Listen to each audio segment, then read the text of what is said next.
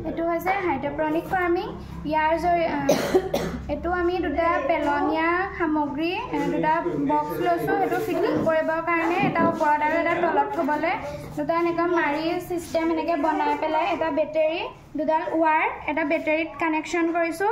আৰু এটা সুইচ এটো সুইচত সোমাইছো আৰু পাইপ ইয়াত ফিটিং কৰিছো আৰু এটো ফুল হোৱাৰ পিছত ইয়ালে পানীখিনি আহিব